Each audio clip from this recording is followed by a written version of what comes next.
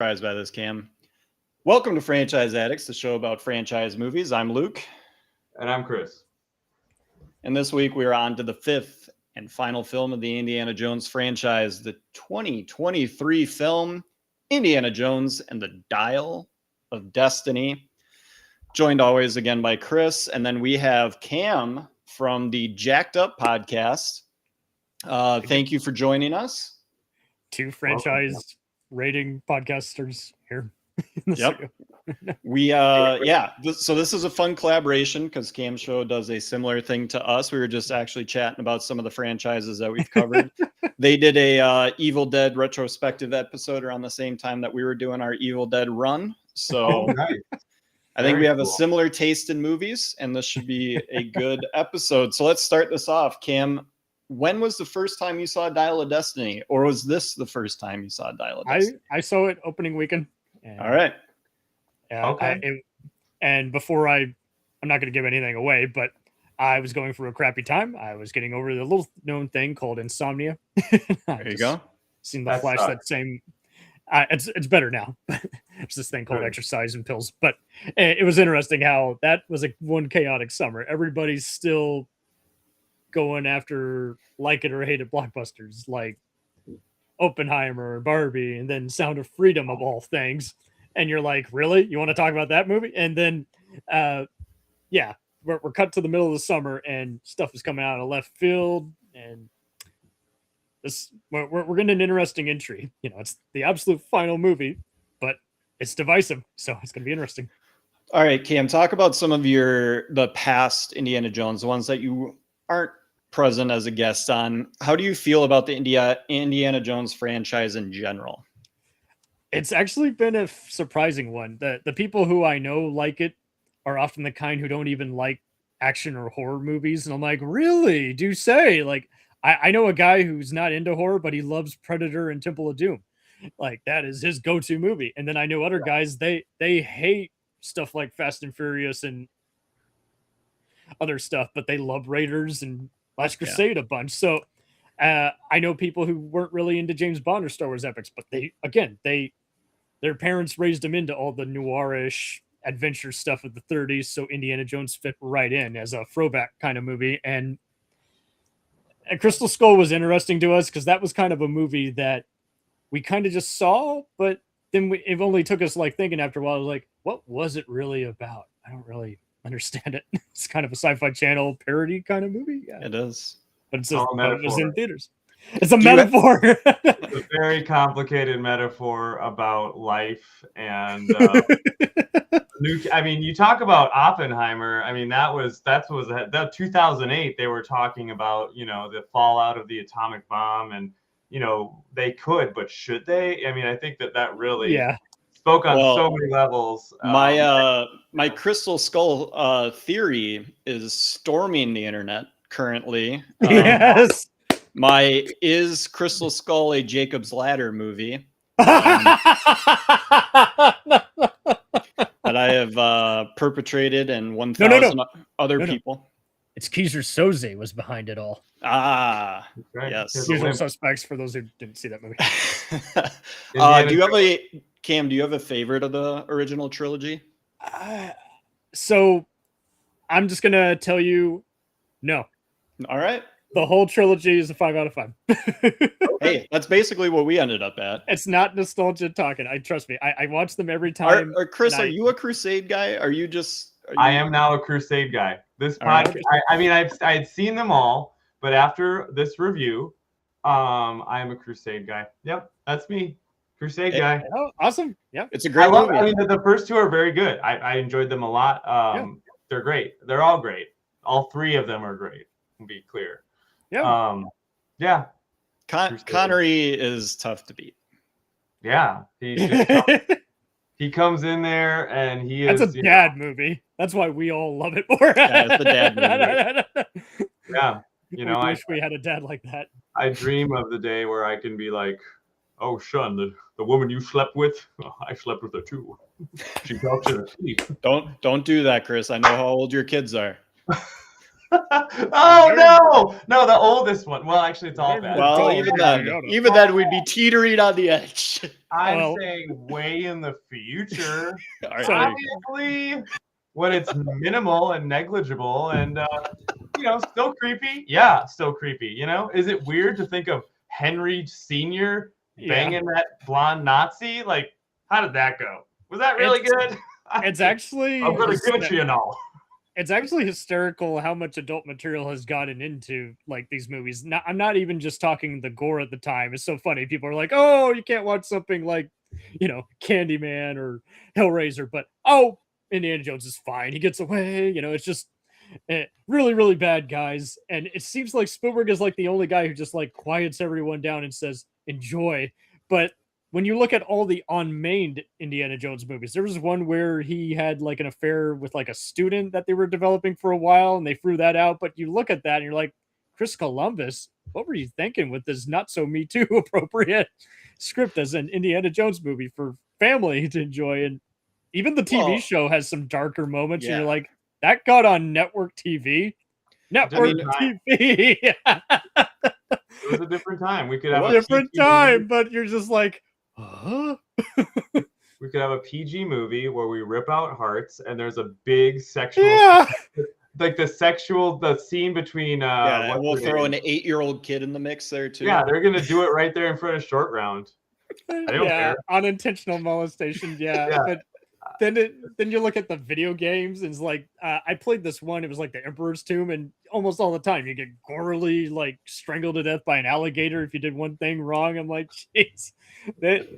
And again, no one batted an eye. They're like, oh, it's no different than a G.I. Joe or Jackie Chan movie. Oh, good, all fine. that is the beauty of Indiana Jones, in that it is both a kids movie and an adults movie, like all at the same time. Like it is that like fine line that Pixar tries to walk. Now Pixar weights it a little bit heavier towards the kid, whereas Indy weights it a little bit heavier towards the adult. But Toy Story and Indy are about rejection, if you think about it. Exactly. Stranger comes into a strange land, not embraced as the hero, and then the people who outcast him save his bacon. Yeah, I've made the argument that every movie is just Indiana Jones, and there's just a different main character. You do make that all the time. I do. I have made it. Schindler's List is really an Indiana Jones movie. It's on the internet. I can point you on the internet to where I've said it before. I just haven't said it to you. Okay. Well, I said it to you. I would love to. I mean, okay. I can't wait to hear about it. Well, I believe the original movie, after I made the point, I'm like, just give me a movie and I'll tell you how it's Indiana Jones. They decided to give me Inception, and that's just the easiest one in the world. Totally. Like, Leonardo DiCaprio is just Indiana Jones, and the treasure is Inception. Yeah, it's a diehard heist, and they're in the Matrix, and they're going on all these adventures. Yeah. Got a team. Can People you betray do Sing Sing? Well, there are certain dramas and independent movies that they kind of transcend the normal Hollywood. Okay. Oh, so it has to be like a Hollywood blockbuster. I'll give you one here, Chris. Terminator 2. It's an Indiana Jones movie. Terminator 2 is an Indiana Jones except movie. It's Deckard from Blade Runner reprogrammed to save a boy in the future. Yeah. And there's all these physical stunts. Yeah. I mean, time travel's on the board now. Indy grabs it. He just has Archimedes' dial. Yeah, Archimedes pre-programmed the machines taking over the world, and so he just goes back to that moment. This machine belongs in a museum. Give me your clothes now. I'm surprised. I'm Clothes. surprised that Indy didn't want to go back in time to get with young Marion again. Oh my God. Well, when you go there, now we're really. I wonder. All right, before this gets completely off the rails, let's dive into it. We are covering Indiana Jones and the Dial of Destiny. This movie made not a lot of money. It made $383 million worldwide, 174 domestic, only 60 million opening. For reference, this is what the Crystal Skull did. Crystal Skull, 317 domestic, 786 worldwide, and over 100 opening. So the world in 2023 did not care for another Indiana Jones movie. It appears that James Mangold, the director, also didn't care to make a terrific Indiana Jones movie, though he is a director that I quite enjoy a number of his films. Ford vs. Ferrari, I quite enjoy. Various biopics. Yeah, I like Walk the Line. Walk the Line is fine. And didn't Girl he Interrupted, did, Identity. Yep. Did he do the Dylan movie? He did do the Dylan movie. Recent one. Okay. Yeah. So I mean, he did Logan, which is an incredible movie about an aging hero. That's Leon the Professional with mutants. Yeah, there you go. He did 310 to Yuma. Yep. Remember the that remake? one? Yep. He did. Yeah.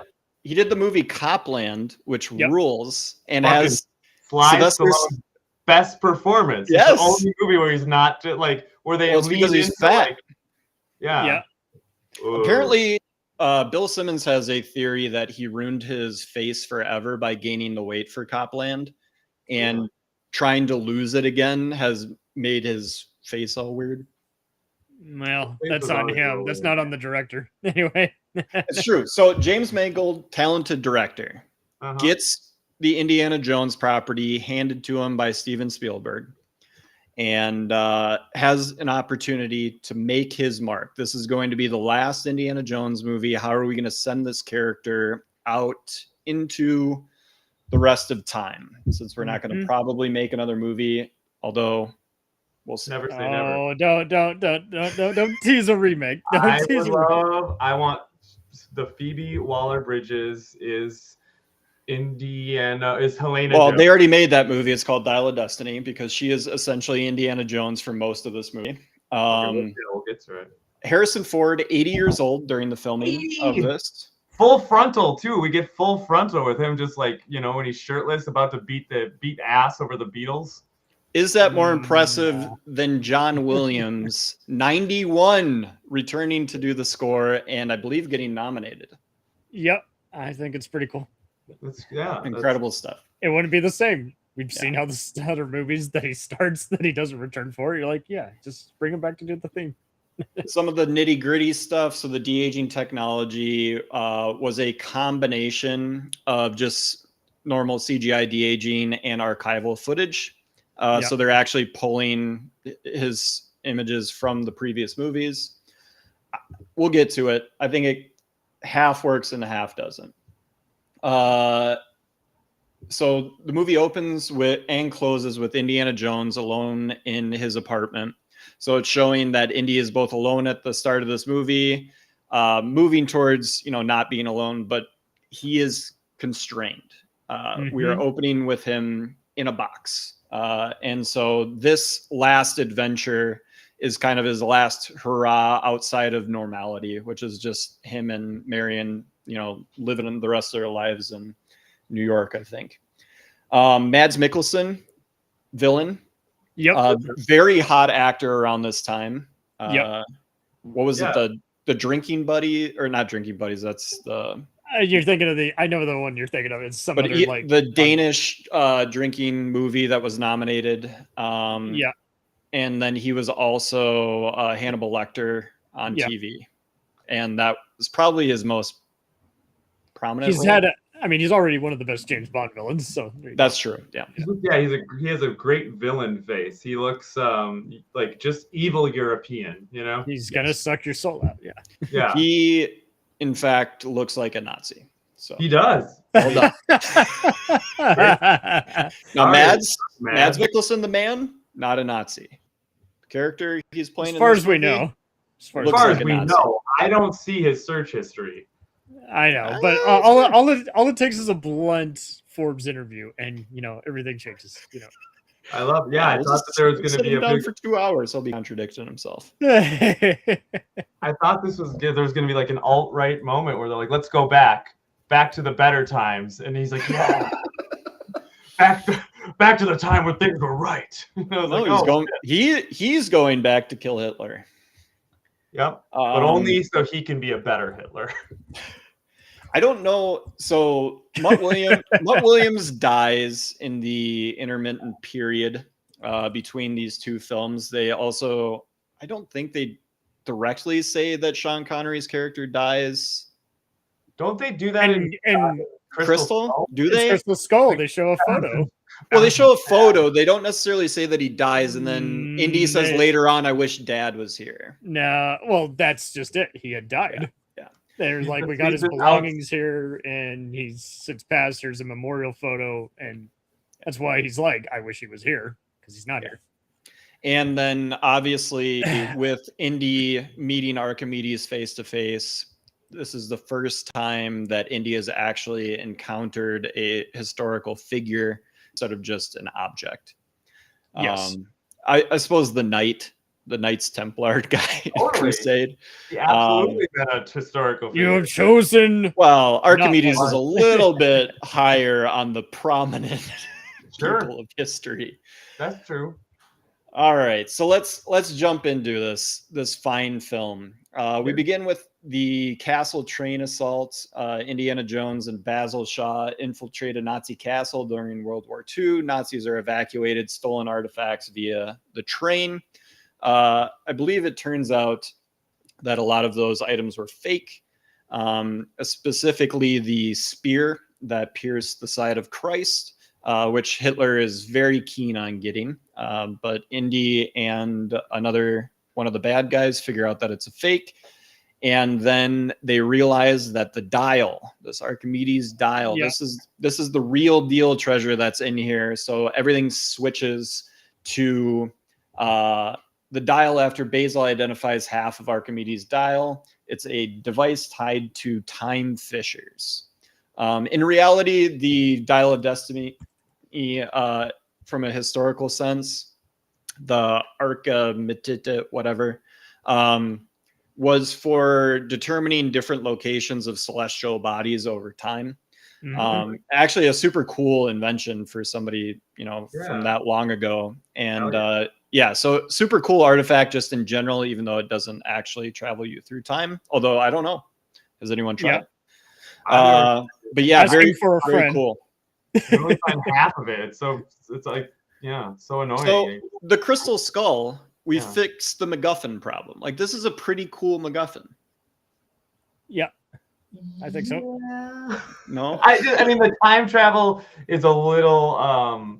Well, yes. So they ruin it with that, I think. But I think it's a cool historical MacGuffin until they sure. actually travel back in time. Yes, but prior to that, and when you don't really know that they're gonna, I mean, I know because I knew like the promos for this movie, but you don't really, they don't say they're gonna travel back in time until towards the end, right? They allude like he will be God, and like they want to get at this thing, but then I'm on board because it's like the Terminator. We don't use it until we need to use it. Absolutely. Just don't focus on it because then you're opening up all these other holes that you don't need. And yeah, I mean, they're kind of doing the Jaws thing with the dial, like not really talking about how powerful it is. And then Mickelson is like, I'm going to go back and kill Hitler, take his spot, and do Nazi Germany the way it should be done, learning from all the mistakes that we now know. And I'm like, whoa, that's not cool. Going back in time with a time machine to kill Hitler, that's an original idea. That's a very original idea. I have not heard that forever, all the time. Did you? Anytime people talk about like, oh yeah, like it's just, it's wow. They did that. They did that. That's a plot point. Did you recognize Colonel Weber? I don't know which one that was. No. Who is Colonel? He's the main guy at the very beginning who they're sabotaging, and he's like, I knew you would try and steal from me. Someone's trying to get in here. But he's been in a million things. You've seen him in Avengers 2. I know him as the guy who orders the poisoning of the president on the second season of 24. He's been in everything. King Kong, 2005. Nice. Well, speaking of president. Oh, I know him. Yep. Not the first time playing a Nazi in any of these movies. You've seen him Thomas Kretschmann. Kretschmann, yeah. Rough. If you're like, what do you do as an actor? Well, I typically I play a Nazi. Sometimes I play the Nazis. I had a run in 12 Years a Slave. I was the Why guy is- worse. I was the slave owner worse than Fassbender's character. Yeah, in like, that movie. there's What? he's typecast as an awful racist. Speaking of typecast, Gonna happen. my boy Boyd Holbrook. I love Boyd Holbrook. Yes.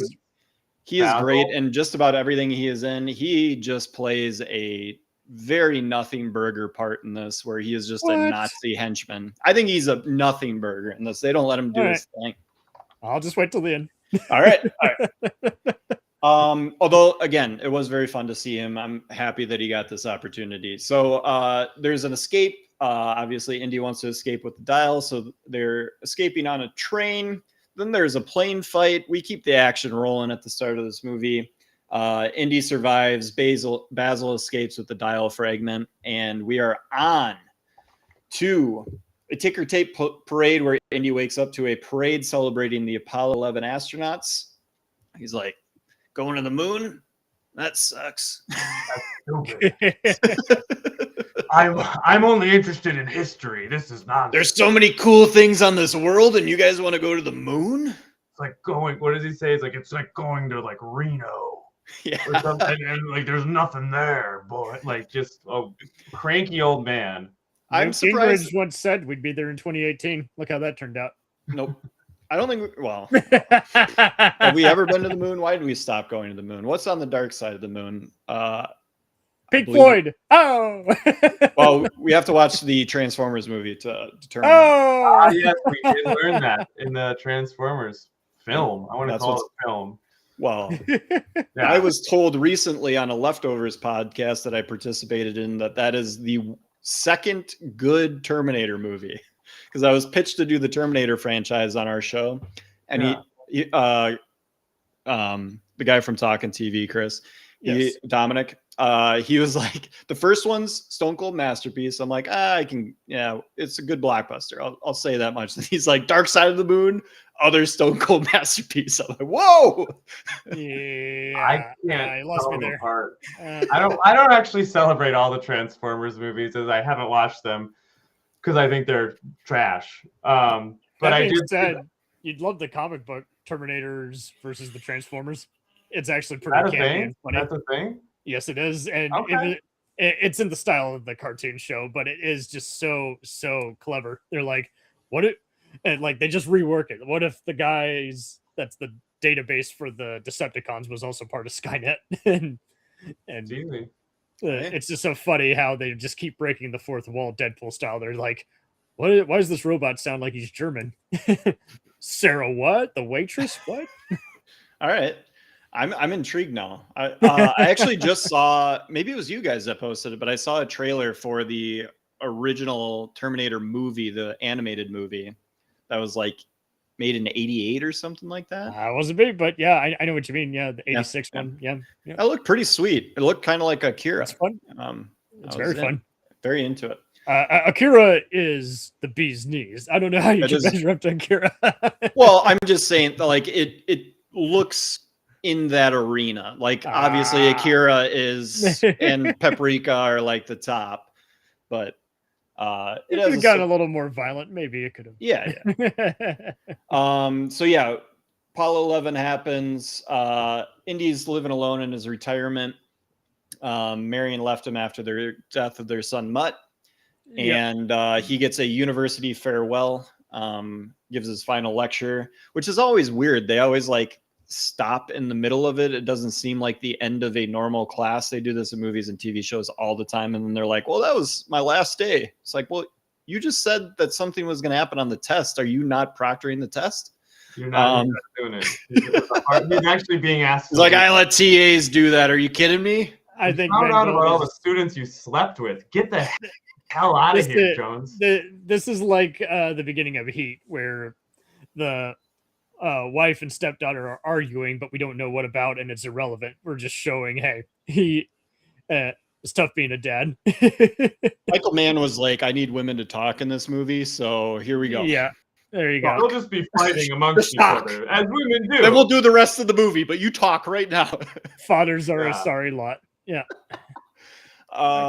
So yeah, he's forced into retirement by the administration. Helena Shaw shows up, Phoebe Waller-Bridge, Beautiful. Incredible actor. I love her. I love the TV show that she wrote and starred in. Black Bag or whatever. Yeah. It's Fleabag. Yep. And she is just uber talented, just oozes charisma. She like is both unattractive and super attractive all at the same time. She's fantastic. Yeah. And it's just so captivating on the screen. And she kind of, I'll get to it, she kind of takes over this movie from Harrison Ford.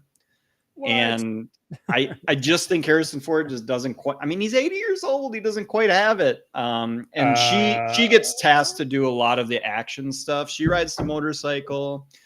She's jumping onto planes that are moving. So she's doing a little bit of the younger stuff. Much like Mutt was doing. Have I seen Shrinking? Yeah, that man is just, he is either seated in a chair during Shrinking or barely standing up. I feel like he must have a lot of like, what's up with like, why are you doing this? He walks all the time. I don't know what you're talking about. He does walk. I mean, he does walk all the time in Shrinking. He, however, is very open about taking these movies for money. And he gets a piece off of the Indiana Jones movies, so why not? Like, so old, just enjoy your life, man. You probably got like 11 mil. Sure, but like, what are you gonna do with $11 million if you're 82? You know, like, I'm gonna get a new, a really, really nice Life Alert, or like, you know, like, I'm gonna live in the best assisted living home you've ever seen. I don't know. But, you know, I'm going to get a cedar of Lebanon and do some carving and furniture making. Kudos to Harrison for, you know, wheeling the husk of Indiana Jones out there. Just like, here he is. When he puts the hat and the jacket on, you're like, oh, God, it's just, why? Why are we doing it? It looks so sad. It doesn't look cool. It doesn't look like Indiana Jones. It looks like an old man doing cosplay.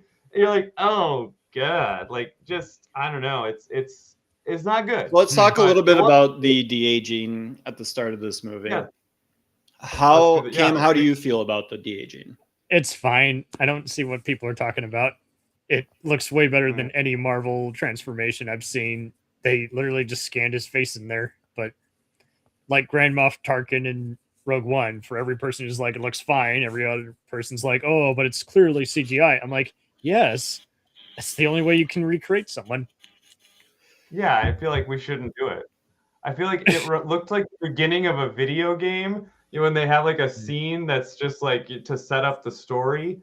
Like when he didn't move, you're like, all right, that's good. Looks pretty good. Then he moves and you're like, yeah. And I mean, it's good. I get it. It's super hard. Yeah. And like, is it a decent try? Yeah, but it's like, let's not do it. But some people like it, so there it is. It was in a run of films that were doing it, and I think we've kind of moved past that a little bit. Oh, did we? Alien Romulus did the whole thing of just making someone. But he was supposed to be like a visual representation of the original thing. Like from that standpoint, It's not like you don't have to write the movie to show Indiana Jones youthful. Like you can just start with him being old. Well, the first rule of screenwriting is you have to show, not tell. So, well, yeah, show him in the apartment living a shitty life. Yeah, I mean, I get it that they wanted to have some old juice. You know, they're like, let's one last ride, and the action sequence, you know, on the train and stuff. It's got the classic moves. Oh, was his 80-year-old voice wasn't good. All right. Yeah. I can agree with that.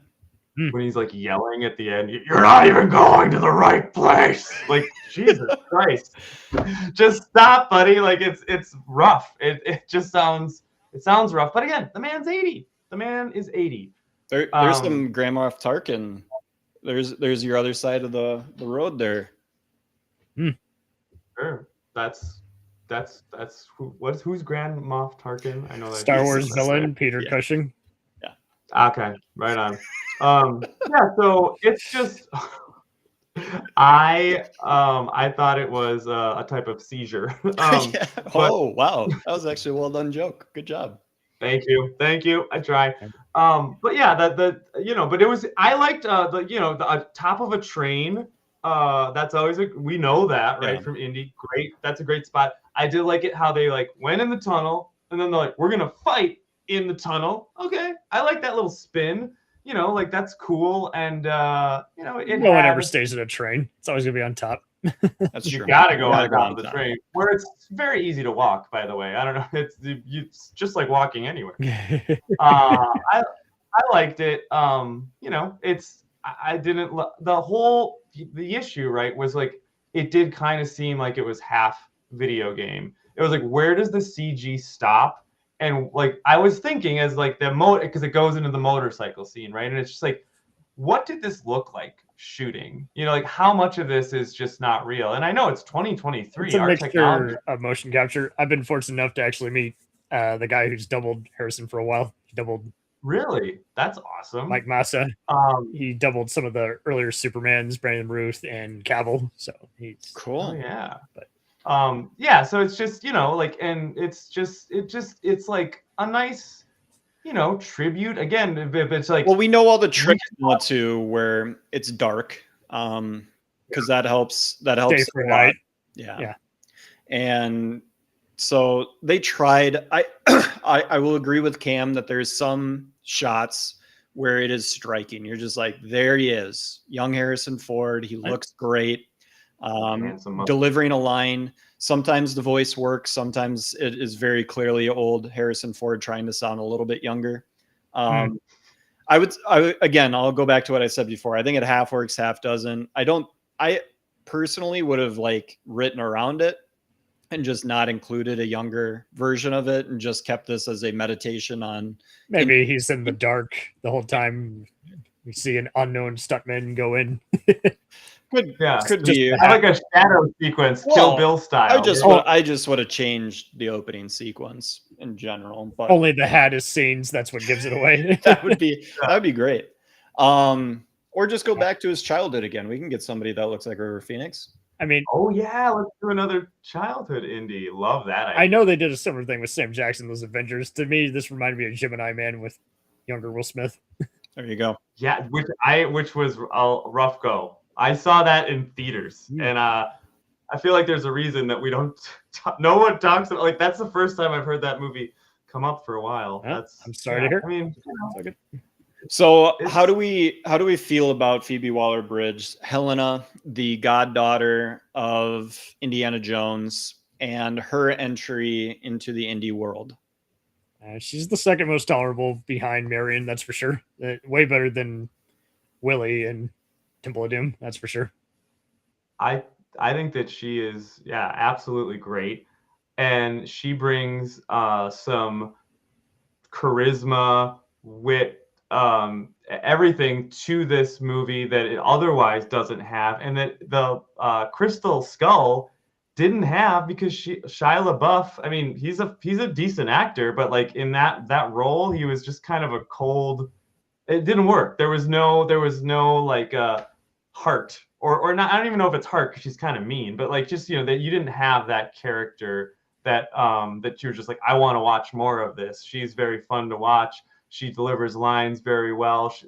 She's great. I think that she is one of the only things that works well. I think she's at the poker game. We know she's going to get her hands dirty already. Yeah, absolutely. I think she's the only one trying in this film. Now,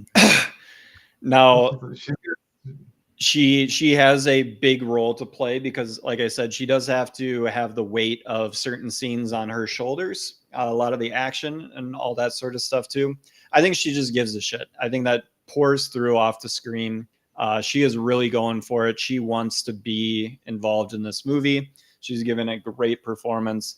I don't think any other than Mads Mikkelsen, I don't think anyone really matches her intensity or desire to be in the movie. John Rhys Davies. Well, he's in like 2 minutes of the movie, and he just gets to do the happy. He's in three different scenes when he's getting pretty emotional with Indy. Sala, yeah. Yeah, it's pretty emotional with Indy. It's good. Yeah. All right. It's I okay, but never regret having John Rhys Davies on the screen. I will say that much. He's just not in a lot of the film. Marion was better here than in Crystal Skull.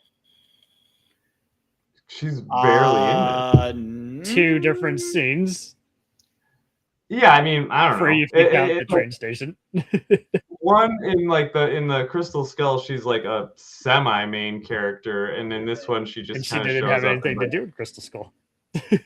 She didn't really have a ton to do, to be fair. Yeah, she's delightful in it. I mean, She shows up. Sala looks rough. I mean, but you know, He's like, an old man. he's old. He's an old man. I like what they do. Like that scene as far as like I want to go on an adventure. Like this isn't Yeah. an adventure. That's nice. I mean there are some little pockets where you're like, oh, this is okay. Yeah. Like I see what they're doing, and that's it's not bad. So I do actually like that, and there's a little emotional hook in that little scene, but why not? Yeah, exactly. I think, man, that particular scene is really, really good. The Sala basically giving the other side of Indy, like, you still get to do this stuff, man. Like, I don't. I'm an old man. I'm living an old man life. Like, I want to be like you, but like, you know, old men have to, you know, hang it up sometimes. Yeah. Do you think Indiana Jones gets like regular colonoscopies like he should? I mean, honestly, he's been doing that probably since Last Crusade, because he's like, I don't know, is he 46? I don't know. It's like, sir, we found a crystal skull up here. What is this? Save that for later. Drink all this diuretic stuff. I drink it out of a chalice, out of the Holy Grail, and then I shit my brains out. Yeah, so that's the type of humor you can definitely expect here. So interesting on that journey. What else happens? We get to the parade. Yeah, we got the parade. We have the CIA getting involved. Does he kill JFK? Who kills JFK? Does Indiana Jones kill JFK? I hope so. I don't know how we got it. Why would you want him to kill JFK? I wouldn't want him to. I don't want him to. Does this? Is that like okay? Did Forrest Gump kill JFK? Or did he just meet him? No, cigarette smoking men killed him. If you watch the X-Files, but whatever. I don't know. How did we get here? He's not in the movie. That's true. Okay. Just the parade of it all, and then he's right there, like they think I murdered somebody. Yeah, he's the fugitive again. He is the fugitive. Yeah. I didn't kill my wife. But there's no waterfalls in this. Because then that would be pushing it at that age. Right, but there's a cool horse galloping. There is cool horse galloping. He rides the hell out of that horse. It's funny how once in a while he does things that obviously no 80-year-old man could do. Like a lot of times, like, take it easy, Indy. But then he like jumps to another car, or I mean, like, oh, okay, well, you know, go for it. He doesn't. He doesn't take as many punches to the face as he does in other movies. Yeah. Yeah, that's good. That's good. Doctor told him you don't heal easily the older you get. So you can't take those blows to the face, Indy. So also, your next colonoscopy is in 2 months. So thanks, doctor. God damn it. We thought Mads Mikkelsen was dead after the train incident. It turns out he is back and working for the U.S. government. Yeah. He is secretly pursuing the dial again. There's a university chase where the Nazis and CIA agents pursue Indy and Helena through the college. Basil's apartment is ransacked, much like Indy's dad in Crusade. We get a rooftop escape where Indy escapes through the fire escape, and Helena flees with the dial fragment. Love it. Indy tracks Helena because he's also now chasing her to Tangier. There's a prolonged chase through the streets, and then Helena attempts to sell the dial at an auction, and Indy disrupts the sale. Love that for him. Let's get into some commerce. Yeah, I mean, this is fine. This is fine. This is whatever. what did Cam? What are you thinking about this sequence here? I just think it's just setting up the basics. Just get on to the next explosive scene. Yep. Yeah. So we then get the revelation on the dial's purpose. Indy realizes that the dial doesn't allow free time travel. It only points to fixed historical fissures. There is then a deep sea dive. Indy and Teddy, who's Phoebe Waller-Bridge's little friend buddy. Isn't that Teddy? AKA Short Round 2.0. Yeah. Wouldn't it be nice if we also had a Short Round character? But he's not funny. He is helpful. He's a helpful guy. Well, he's around. He's gonna fly a plane. That was cool. But that's later. Yeah. No, they're just like, it just doesn't have the Kiwi Kwan charm. Oh, not at all. Energy. No. Where's the energy? It's just like painting by numbers. It's like, how about we do this too? Because this is another thing you can point to and be like, I liked when Indiana Jones had a young child friend. I don't know. It's he doesn't get much to do. So yeah, India's figured out that the second part of the dial is on this sunken ship. It's like it must have gone so low that they weren't able to get to it. Voeller's plan is revealed. He intends to travel back to 1939. He's going to fix what the Nazis did wrong. There's a plane hijacking where Voeller captures Indy, Helena, and the dial is then fully assembled and ready to go. It then creates like this fissure in time in the sky as they're in the plane, and they fly their big plane through that fissure. Teddy close behind in his little Cessna with a Frenchman woken up in the back of it. You're stealing my plane. And then we are back in time at the Siege of Syracuse. Obviously, what Indy was just talking about earlier, 2014 BC. Yeah. So that's it. Cam, we did kind of skip over the Boyd Holbrook in this section. How does Boyd shine? This is my top 10 performances. I love him. Yeah. He's just as evil as he is on the Justified show. He's bad in the Justified show, and that season is not great. But he is fantastic in that show. Don't get me wrong. Don't get me wrong. He is fantastic. That show just doesn't hit the same way as other Justified. It's in the top 5 seasons, but whatever. Well, there's 7 seasons, Cam. It's in the top 5. Yeah. Okay, no, I can live with that. So it's not, as long as it's not top 3. Okay, so top 3. All right. That's a bold take. There are no bad seasons of Justified. So what are you talking about? Well, that is the worst season of Justified, and the one with the Dewey brothers is not super great. The cousins from Florida, I believe it's 5. That's the aforementioned season 5. I've not seen. I think you hate everything, but that's okay. Anyway, I do. No, I actually love Justified. Justified is one of my favorite shows of all time. I just don't like the Detroit season. That was the best season, so that's okay. We're all allowed. We are. So yeah, we are back in time, and we are seeing Archimedes in his workshop doing his thing. We get to see. I mean, Dan Carlin talks about this all the time in Hardcore History, that he would go back in time just to see what ancient warfare looked like, because it gets described and there's scale to it, but we don't actually know like how many people are really involved. Obviously there isn't someone up there counting everybody.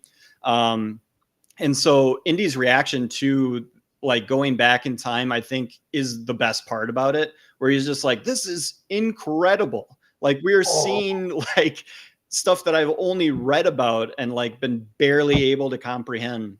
So while the story idea itself to go back in time is a little goofy, kind of like the aliens coming to life at the end of Crystal Skull, like I think everything that they kind of do in this section works as well as it can. Yeah. I mean, they execute the story that they've set out to tell. And we get to see some medieval times, and there's Indy, and he wants to stay, and it's very nice that he enjoys it. He gets to see history, and that's cool. It's fine. Here's the thing though, like we're watching the first 3 movies and we're like, this is magic. There's magic everywhere. This is beautiful. I love this. And here it's just like, this isn't the same. It's just not the same. And like, that's okay. Like it's not the 90s. It's not the 80s. It's 2023. So we're getting this version. Okay, that's fine. It's just kind of, it's a Lego sequel, and Lego sequels are hard to actually be good. And I think this one is pretty much right there. Doesn't have the magic, doesn't have the spark. You've got Phoebe Waller-Bridge, but Harrison Ford, he's just yelling. He's fucking really old, and it's just, I mean, is it a cash grab? I don't know, but sometimes these movies are. Well, and these movies are made on a knife's edge. They are action romp adventures, and they are fun, just no matter what. Like, throw on an indie movie, no matter what one, you aren't going to be like, this is the most boring thing I've ever watched in my life. No. They are incredibly entertaining. Now, the quality of them, just from like a large movie, your top movies of all time standpoint, they are really on a knife's edge, because Temple of Doom shows that immediately. Like, it can just be off by just a bit. It's a little bit darker, and people are like, whoa, whoa, whoa, whoa, whoa, whoa, we don't like this. And then, Crusade is like, oh, well, you just have to keep adding characters. Most people love Crusade, though. They don't have really any negative. But like, Crystal Skull comes in, and Crystal Skull has more of the DNA of the original 3 movies than Dial of Destiny does. No, it doesn't. Okay, make the point, Cam. Yeah, everything. It looks like a Stargate episode. It has aliens.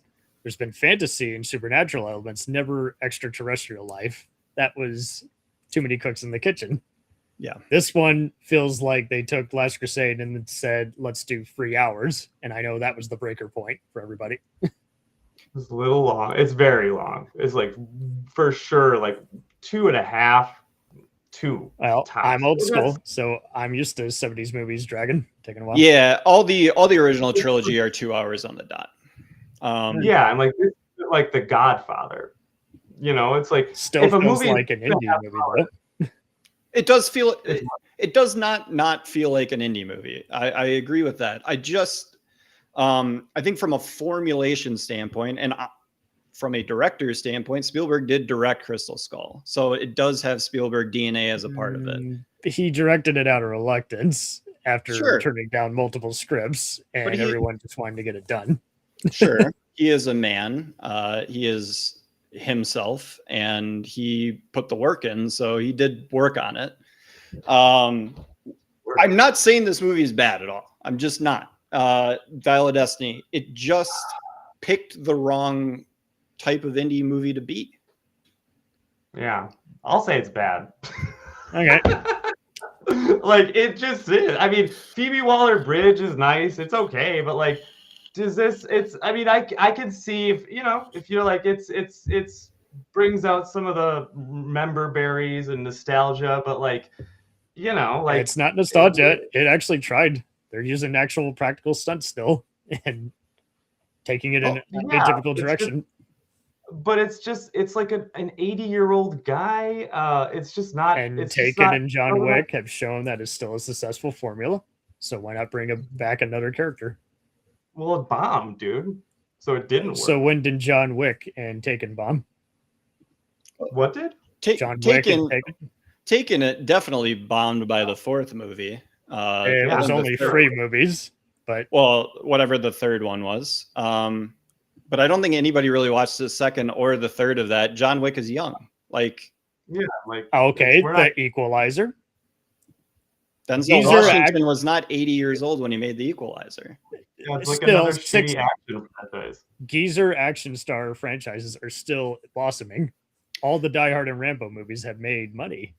Sure. And if Harrison Ford was in a movie at 80 years old that was just another action movie that they had built around him, I'd be happy with it. Blade Or Runner 2049 was good. It did not make money, but neither of Yeah. those movies have made money. he's not the main character in that. Yes, he Gosling. is. It's Gosling's movie, the Blade Runner Mm. 2049. It's as much his movie as Gosling's, but whatever. Well, Yeah, this Gosling guy's bad. is on the screen the most and has Ugh. like It's the about camera finding- following him. No, Yeah, it's about finding. Okay, are the Indiana Jones movies about the MacGuffin? Yeah. No, they're about Indiana Are Jones. It's as much about Deckard as it is about his offspring. Oh, for sure. No, it definitely is about him. He's just not the main character of the movie. He's the secondary character, but it's Sure, all just as much about him. Either way, geezer movies are still making action. Yeah. Plenty.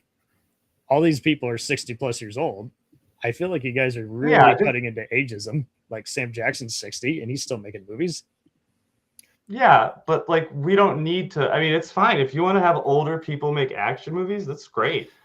They don't usually perform that well, and I mean, but hey, nobody with Bob Odenkirk. I mean, do it. I mean, there's no one stopping you. I would say like, why don't we get some like stop with the IP cash grabs, right? Like this was already Crystal Skull happened. We're like, oh, all right, like this They was a have to make little this one. fast crime, right? Like why? Like it's because this is all like a commercial monetization bullshit where they're like, well, if we put this name and we get this person, we're guaranteed to make this amount of money. And so it's really just like capitalism and it's not about art. It's fucking bullshit. And How is this more about commercialism than the others?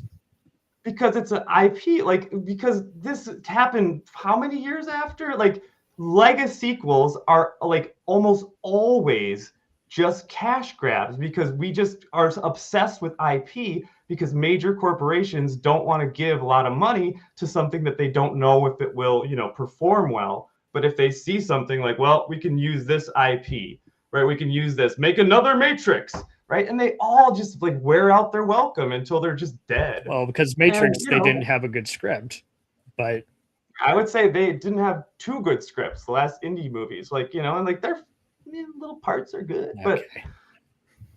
I know it's just that's how it is. I'm gonna I read it. disagree, but okay.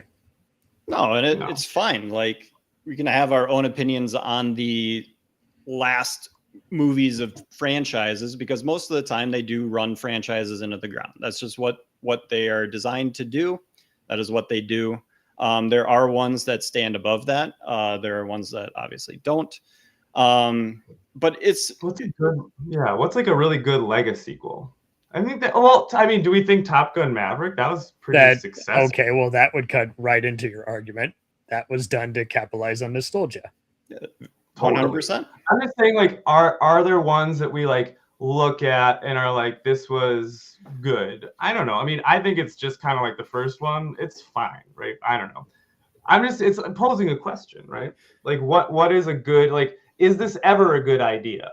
Is it ever a good idea to dig up like a 30 to 40 plus year old thing, bring the people back, and like, because we'll all be like, I would pay to see it, right? Like, oh my God, they did that? Like, let's see what it looks like. But like, is it ever like worth the squeeze? I think that like 90% we would be like, yeah, this was okay. Like there's, that's okay. That's franchises, man. I mean, we've done these franchises. I can like, when have we ever done a long franchise, right? Not was just like 1, 2, 3 and done, but like that, like with our Die Hards and our Terminators. Well, that just like we did just drop. do one. We did just do a franchise that arguably got better as it got more modern. And that would be Evil Dead. Because we 100%. everyone at least on that show really liked Evil Dead Rise. And that is the most recent entry into the Evil Dead franchise. But that's different. That's campy.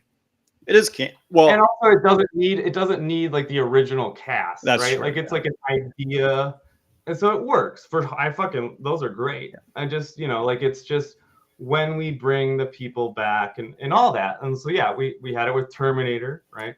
We had it with Die Hard.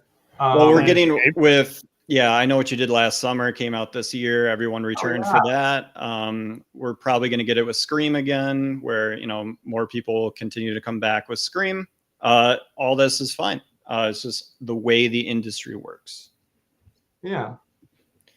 So yeah, we get Archimedes era. We are in the past. Indy and Helena emerge into the siege of Syracuse. Archimedes is revealed. Voller ultimately dies. He's killed during the chaos of the battle. And then we get a big choice that Indy has to make. Indy wants to stay in the past with Archimedes and hang out. I don't know specifically what he wants to do. Probably just learn, hang out. Just hang out. And Phoebe Waller-Bridge's character is not happy with this. She ultimately knocks him out and drags him back into their time. But I love her reasoning for it, and that it is like, this is your time. Like, Indiana Jones is supposed to get old, grow old in time, be with his family, be with the people he loved. You can't just hide away in history, in your books, Indy. You can't just be a professor for the rest of your life chasing down treasures. You have to grow old.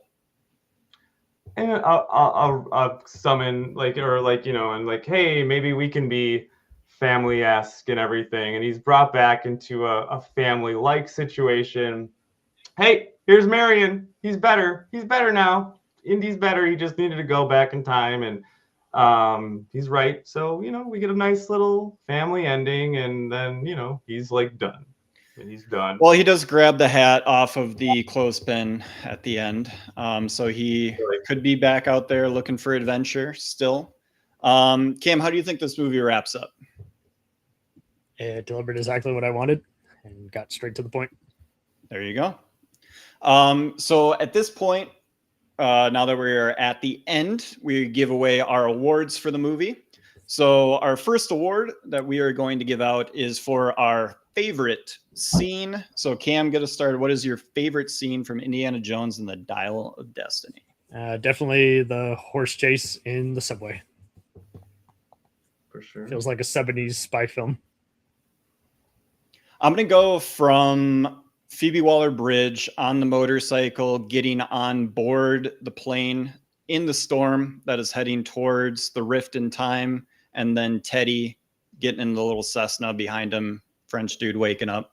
I think all of that works really well. Them fighting over the dial, the kind of anti-gravity that's going on as they're banging around up in the storm.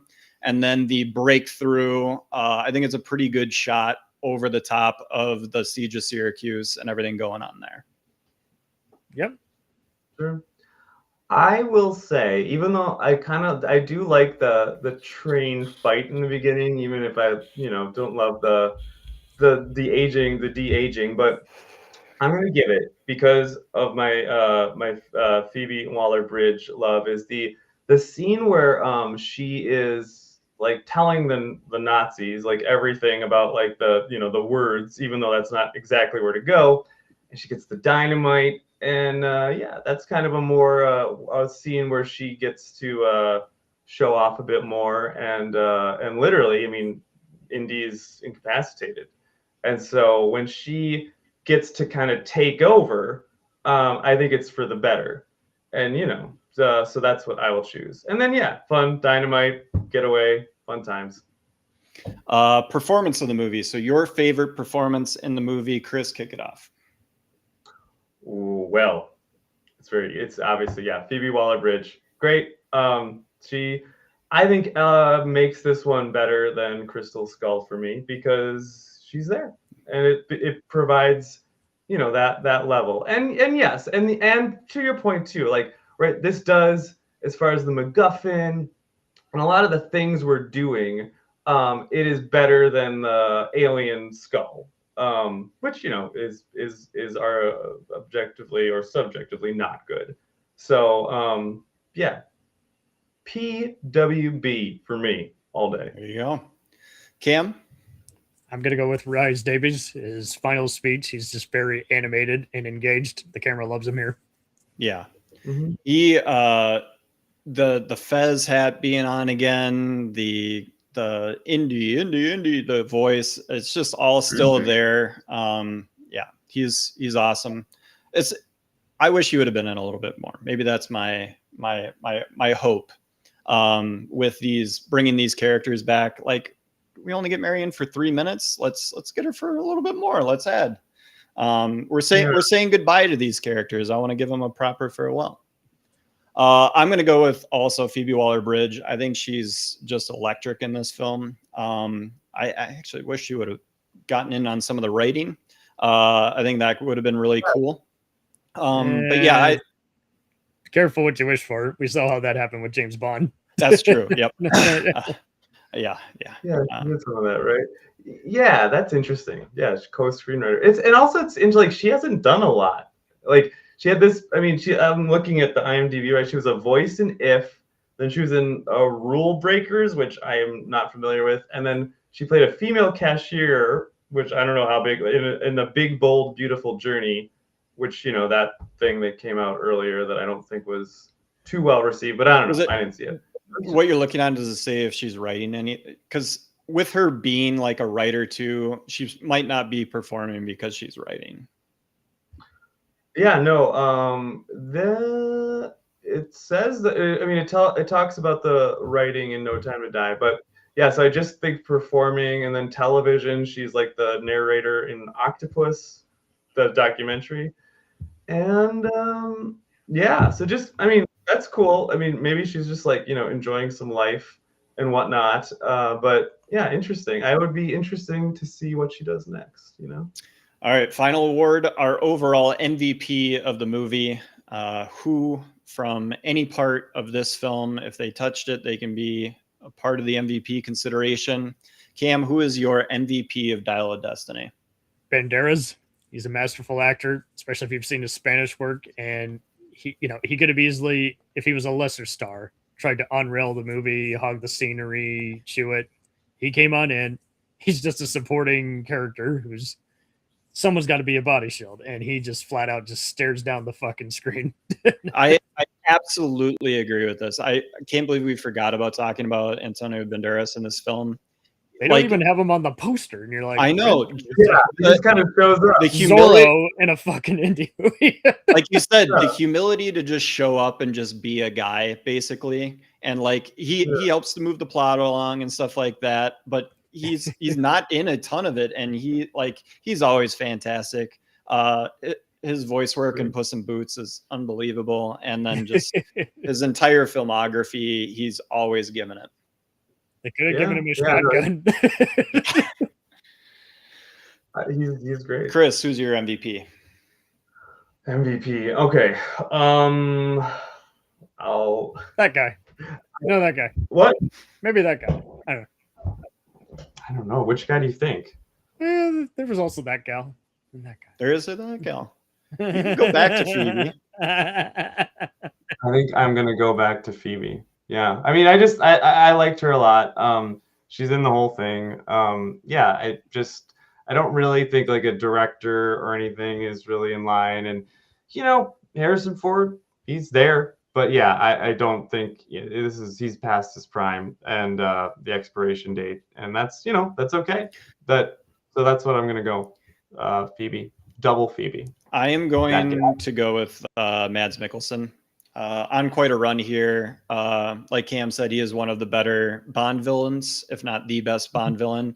I might go with what's his name from Skyfall, but that was a bad villain. But anyway, next one. No, that's Javier Bardem.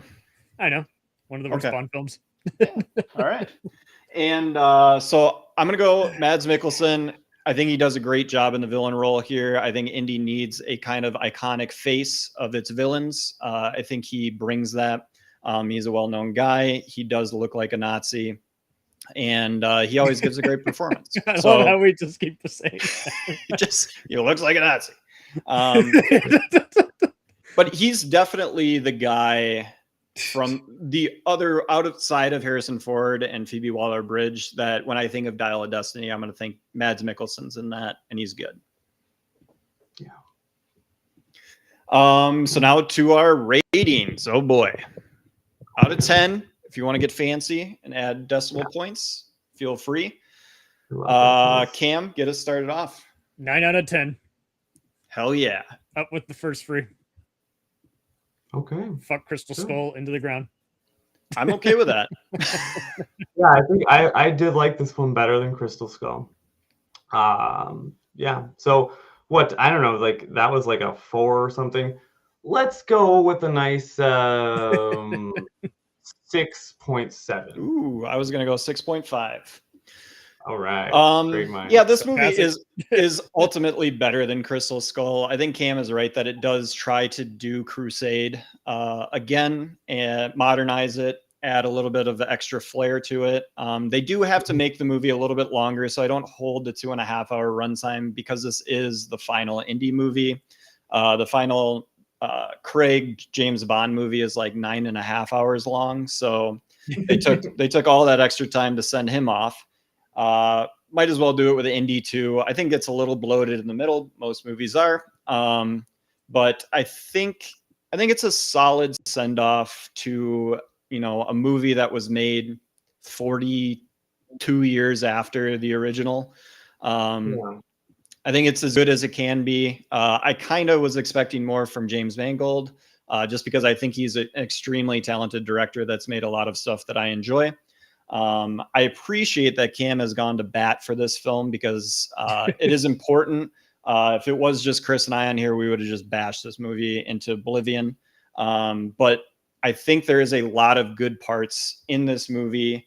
I just, it's Indiana Jones. I wanted a little bit more. I wanted my childhood nostalgia back. I wanted that feeling that when we were going back through the original trilogy again, that's probably it, right? If you watch Dial of Destiny, if I watch Dial of Destiny a year from now and I haven't seen an Indiana Jones movie within months of it, I will probably think it's way better. I have just come off a 4-week run where I've rewatched the original 3 movies and then Crystal Skull. So forgive me if I think that Dial of Destiny isn't as good as the first 3 movies that I just watched 2 weeks ago. It still has its place in the history of Indy. It is his final send-off. And I think that makes it a worthwhile movie to cover and watch. At least they understood the character. Because look at the history of every other franchise where they get people who don't want to be involved. How they've wrecked Jason Voorhees, they've wrecked Ghostbusters. We did the Die Hard movies, and those take a nosedive. Well, those are more like Hellraiser, where they're related in premise, but they keep starting with a script for another franchise. Exactly. Oh yeah. But the final Die Hard was basically like a straight to DVD release, and Bruce Willis he's in tough shape. Let's just put it that way. Yeah. Well, this twist to that is that basically that producer was exploiting him. Yeah. Randall Emmett, the Irishman producer, and that's just so wild. Because for all these years, I thought, oh, he doesn't care anymore. It's like, well, there's a little more to that. Nope. Now, it is not that Bruce Willis doesn't care anymore. He doesn't know where he is, so he's just always a dick. So it's like, well, I hope he gets an okay retirement home. Because let's try this one out. John Travolta, on the other hand, does know better. Yeah, he and Mel Gibson and Tom Cruise. Yep, all those guys should know better, but just choose to just play it safe. And because they got Scientology backing them, they can do whatever. They can't be touched. Any last words on Dial of Destiny, Chris? I think that and this came up before, that when there's something that's so beloved, right? Like the original 3 movies, right? It's hard, right? Because it's like, if I can tell you that far down the road, you can get something. Now, is it going to be as good as the stuff that you love? No, but it can be okay. Like if it was like a different movie, if it was not Indiana Jones, I mean, obviously that's going to be weird for a few reasons, but it might be celebrated or at least perceived differently, right? Because it's not that historical, whatever, the thing that and love. And I think there's 2 ways to go about it, right? You can be like, well, yeah, it's not like as good as the stuff that I really love. But it's okay. And I guess I'm glad that I had that as opposed to nothing. I'm glad, like, because there's like the little scenes, right? Like, even if as a whole, if I'm like, well, I don't know if Dial Destiny works for me as a whole, there's parts where I can be like, oh, that part was nice. That part was nice. So I got those parts, even if the grand, the whole thing is as a piece is like, well, this was lesser than. So, it's just like, how do we feel about that? Do we feel that they should do that, or should they like let it be? Should they Seinfeld and be like, we're at the peak, we're great, we're gonna get out of here right now, right? We're gonna stop while we're hot. And I think I like the just Jerry Seinfeld seasons. They're what? After Jerry becomes the main writer. Oh, okay. Yeah, whatever. I mean, it's just like a point of like, it was a very yeah. I mean, I'm not saying like, oh, the last season of Seinfeld is the best one or whatever. Just the point, right, of like going out and not coming back, right? Like, how much money do you think that like Seinfeld could have gotten, and all those guys, right? If they were like, do a reunion, do a thing, right? Well, they kind of did on Curb. They did it in their own way. That's meta. Yeah, sure. But like, it just like, is that, like, how do we feel about that? And I think that's when it comes to something like, art that people, or movies or whatever we want to call it, that people feel, personal, about and love, and tied up points of their childhood and all that stuff. It's, it's risky business. And but as a whole, it will continue to make money, and this will continue to happen. And so it's like, okay, well, this is it, love it or leave it. It is what it is. I brought family friends to the premiere who had never seen a single movie, and they were pretty intrigued to where they were like, we should see the originals. For sure. Dial? Like, yes. Yeah. I 100% believe that. Yeah. Because then you look at stuff like, look at Deadpool versus Wolverine, for instance. You're not going to get any of those jokes unless you're familiar with the Marvel lore, or the behind the scenes for half of those jokes, to where it's like, what character are they playing, and why is it played by that actor? Why is that funny? Oh, I got to do some research. The movie must stand on its own instead of rely, like, look at the new Superman. Everyone's divided on that one. But at the end of the day, it's trying to be a homage to the original Richard Donner movie, which assumes that most people have seen that movie. Yep. Which a lot you of got to people be your own thing. You got to be your own thing. You can't just rely. Yeah, and that is the difficulty with a lot of this. So I mean, I think of Dial a lot in the way that I was worried about Godfather 3 when we covered The Godfather. I had never seen Godfather 3. I had gone out of my way to only watch 1 and 2. And for the show, I had to watch Godfather 3. It is worth watching. I will not say that it is a great movie. I do think it's kind of a good movie. But there's just there's parts of it that aren't great. It's interesting seeing how Coppola is a perfect example of a guy who did that when anyone says you can't do a good job for a movie you don't care about, is like, no, look at The Godfather. He didn't want to do any of those movies, but he put most of his soul in the first one. Then he bashes both part 2 and 3, and you're like, what are you talking about, Francis? Yeah. 2 is incredible. 3 is like 3/4 of a really, really good movie. Basically, but it's just so funny. Yeah. So when I see people say you can't do a good job if you don't like the movie, it's like, if it means making a movie, he was like trying to sabotage Apocalypse Now while it was filming. Yeah. So much so that his wife is like, I have to make a documentary out of how much you're trying to ruin this film, and it's one of the best movies of all time. You do not have to have fun making a movie, good or bad. I mean, that's the stories about, just like the absolute horrific productions that turned out to be, he wanted to get out of B-Movieville. Yeah. That's interesting how it comes together, God. Quite a run, though. Any thoughts, Chris, on Rob Reiner? His passing, tragically. Got to mention it. I mean, it did just happen the other day. Yeah, it's horrible. And it's really, really sad.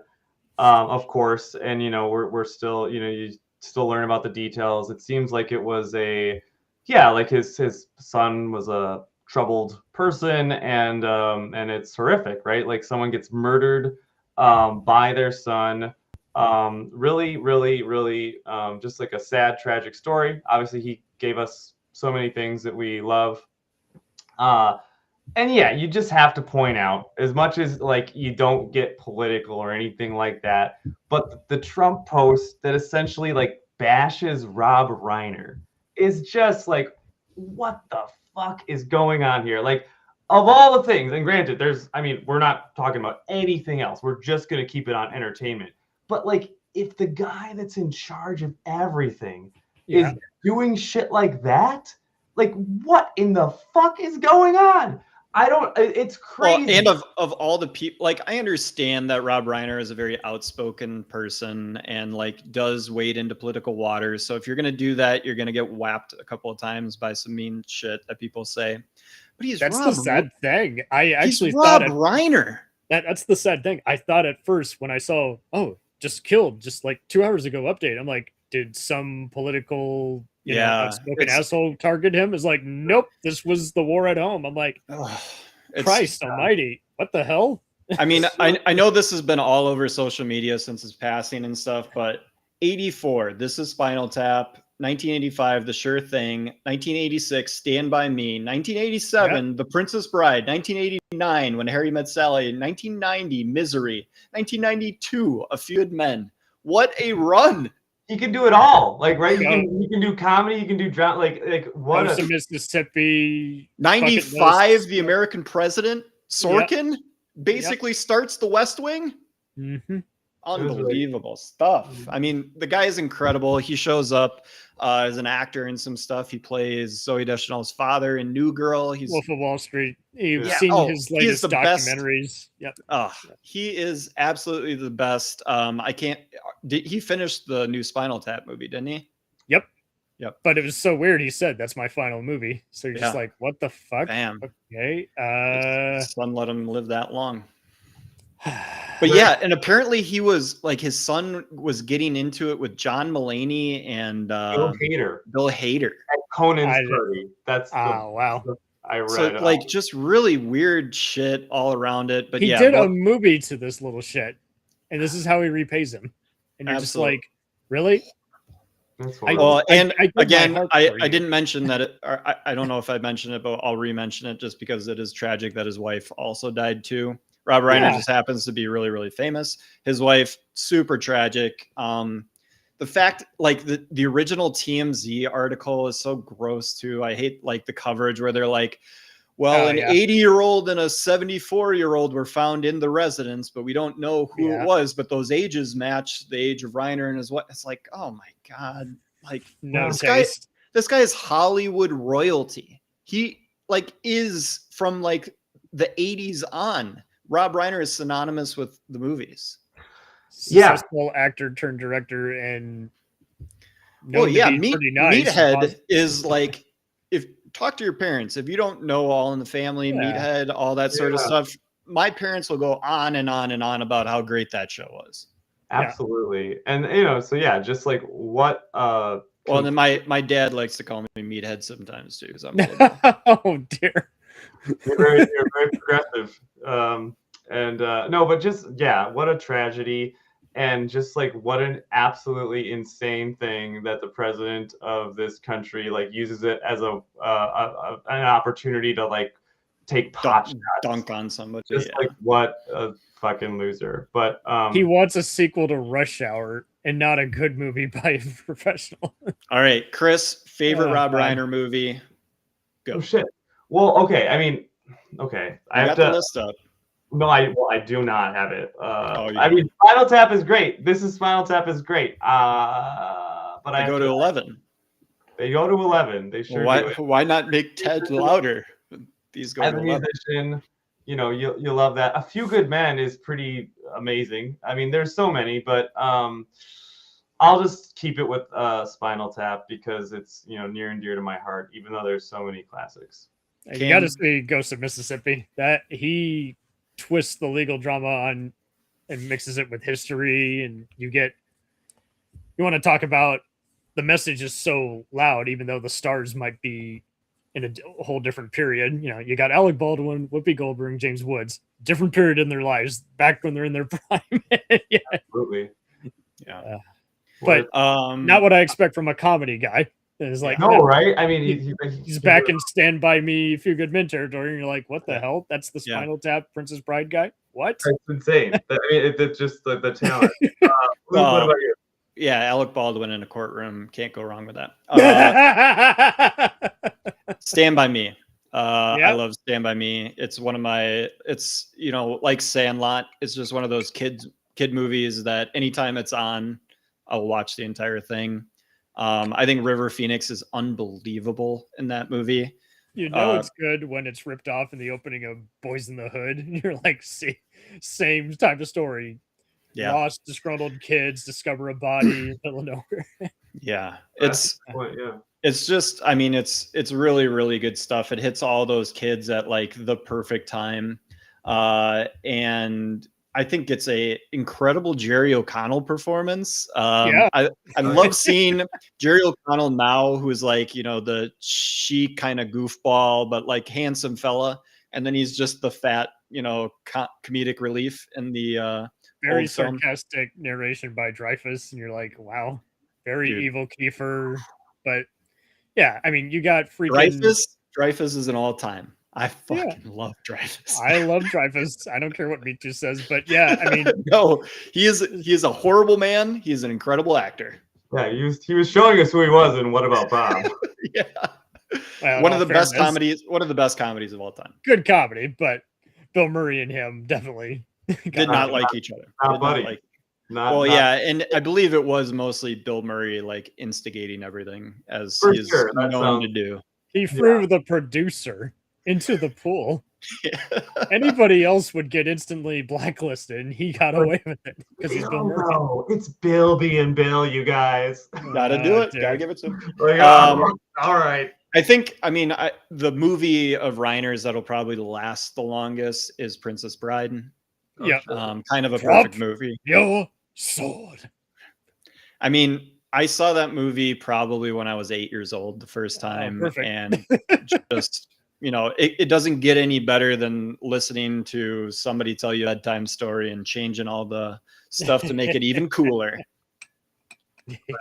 And then, I mean, Robin Wright, just unbelievably good looking.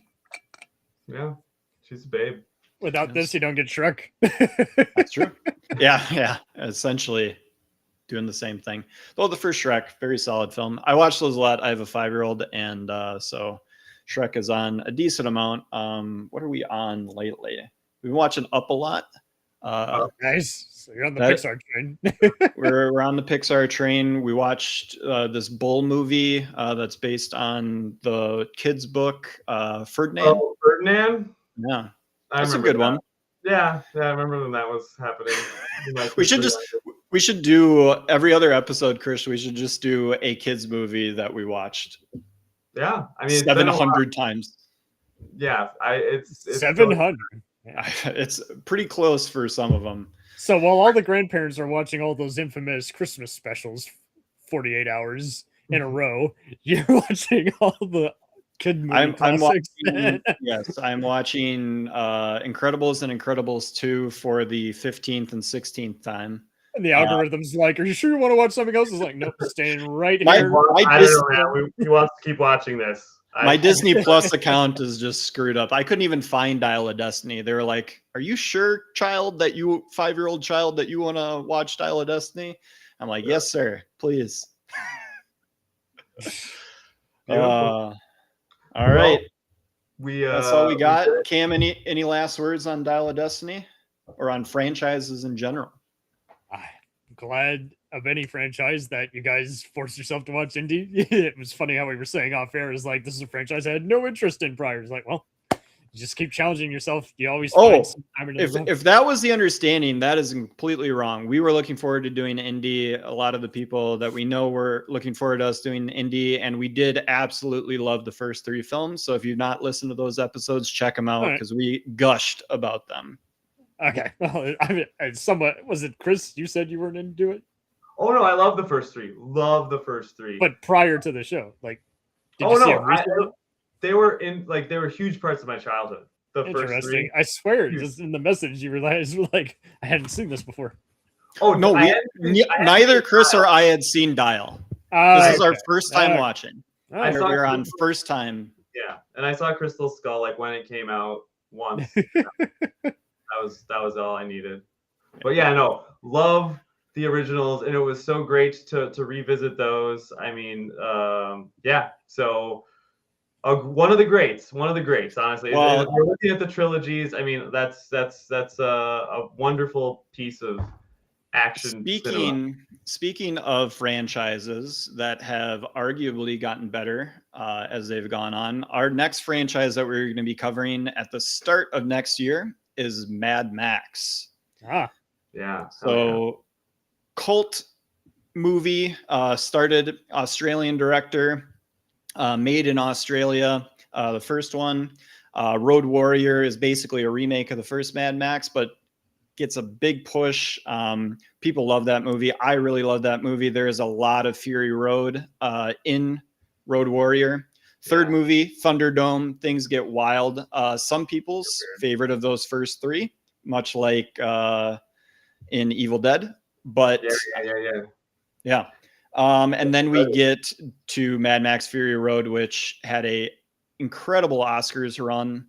Probably the most famous movie, the most famous Mad Max of all of them, right? I mean, largely considered by a lot of people one of the best movies made this century. And then Furiosa, which Chris and I saw together and did an episode on almost 2 years ago. Did we do an episode? Or did we just see it? The podcast didn't exist then. Oh, Chris and I just as friends. We just in our friendship before we became co-hosts. Buddies, Watching Furiosa. That was like Memorial Day weekend of 24, and our first episode was like June or something. Anyway, Cam, what are your thoughts on the Mad Max films? Definitely a perfect example of how not to make a movie. There you go. Okay. Hot takes. Which one in particular like offended you? All of them. All of them. Mindless garbage. But that's what cult movies are for. People make them better than they actually are. Yeah. And that's okay. I think, you could definitely make the argument that Miller puts lipstick on a pig. And he's just going to give you a down and dirty screenplay with all of the glitz and glamour and fire that he possibly can. Yeah, very non-traditional, right? Like it's all like just a car chase. So now you guys want to do Fast and Furious. Same thing. No. Just even louder. Just louder. It is a little bit louder. It's a little glossier. It's not. Mad Max isn't about family. Is it a remake or a sequel? Yes. Okay. It's all about family. Mad Max Fury Road's a little bit about family. It's a little bit about saving the girls. So do you like part 2? And getting back to family, and then Furiosa is about getting family. Do you like part 2 or Fury Road the most? It seems like those are the ones that are ranked the highest. You will find out as we go through them. We gotta go through the exercise. We gotta do it. Suspense. Oh yes, awesome. Any plugs? Oh yeah, Cam, go ahead and plug. I got nothing. Anyway, a lot of fun. All right, awesome.